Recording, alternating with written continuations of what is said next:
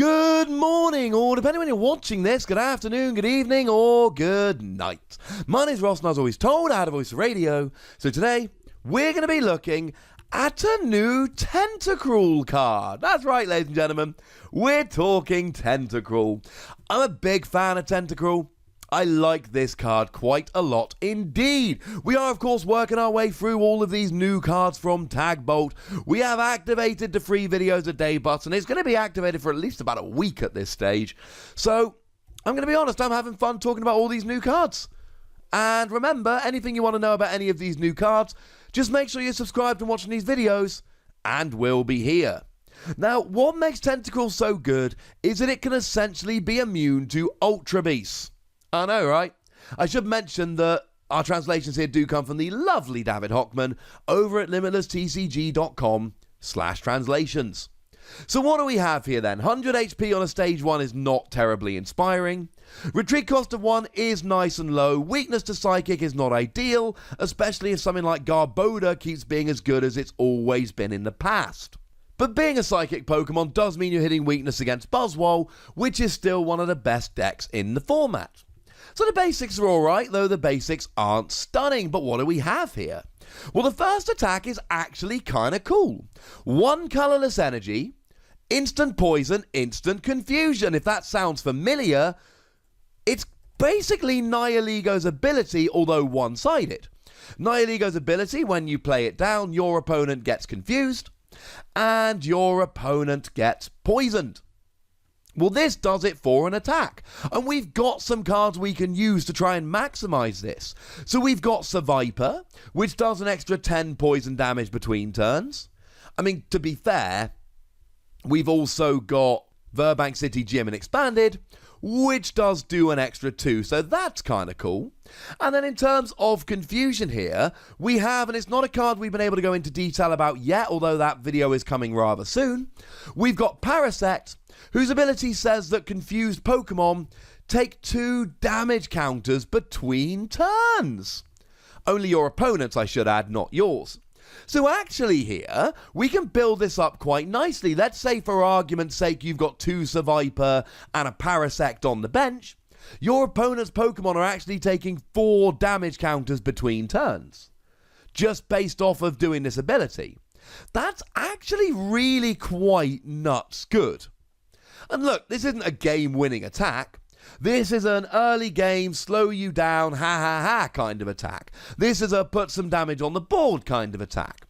But remember that it's not just about the damage. Confusion stops your opponent attacking. Or, to be more accurate, makes attacking more awkward. When your opponent's Pokemon is confused, they have to flip a coin. If heads, the attack works, but if tails, the attack fails and they take 3 damage. Confusion is annoying. The lovely Landon Dastrup, who runs TCG Rollout, a rather good Transformers TCG channel, he's a big fan of Confusion. He's been playing around with Pheromosa and Confusion lately, and I've been talking to him about the games he's been playing with Pheromosa. And one of the things he's said is, look, people are just not prepared for Confusion. The majority of decks cannot handle constantly being confused. Yes, every deck is playing a few Guzma, and some decks are playing Tate and Liza, and some decks are playing Escape Rope or Switch. But those resources run out, and if you confuse them every single turn, they end up having to flip a coin for confusion, and if they flip tails, they often end up losing the game. Flipping heads, they win, but flipping tails, they lose the game. People really sleep on how effective confusion can be. And that's just the first attack. That's the aperitif. It's not even the main attack we're looking at. The main attack we're looking at here is the second one. You add a double colourless to the psychic energy you hopefully attached on the first turn, and we do 70 damage, and then you get immunity from Ultra Beasts. Now, to be fair, you're only blocking damage, you're not preventing other effects, which is slightly upsetting. But let's make no mistake about this, you become immune to Ultra Beasts, and that's kind of hilarious. And it's not like Ultra Beasts aren't seeing any play right now. Ultra Beasts are seeing a lot of play. I mean, look, we just mentioned how Buzzwole is a thing. And Buzzwole is a thing. Well, with a choice band, you actually get a one-hit KO on Buzzwole. And then you're like, hey, great news, now you can't attack me next turn. None of your Ultra Beasts can attack me next turn. Maybe if Pokemon Ranger was still a thing, you could get around it, but it's not, so you can't. The question is, what other Pokemon are these Ultra Beast decks playing, and are these Pokemon going to be good enough to essentially get around Tentacruel? Well, if we have a look at your average Buzzwole deck, they're going to be playing both the Buzzwole. Well, they're both going to be blocked. Now, they're going to be playing Diancie Prism Star, but Diancie Prism Star is not a good attacker. So that's out. And an awful lot of them now are playing Alolan Ninetales. But they're not playing the requisite energy, so that's kind of a moot point. Cool. Unfortunately, they're also playing Lycanroc. Here's the thing, though. Are we that worried about Lycanroc? Here's the thing about Lycanroc. They've got 200 HP, so you're 2-hit KOing them with a Choice Band. If you're playing Shrine of Punishment, which you probably will be, that's all going to add up. And then the 1-hit KO. They are getting a 1-hit KO. No way around that. Having said that, that's for free energy. Now, some Buzzwole decks are playing double colorless energy, but honestly, most of them aren't. So you're talking free energy attachments. There's no B-string. Free manual energy attachments. Which means if you can take down a Lycanroc or two, and there's nothing to stop you playing other Pokemon to do so, then your opponent is going to be out of it, unfortunately. That sounds pretty good to me. Your average Buzzwole deck will not be able to take down a Tentacruel.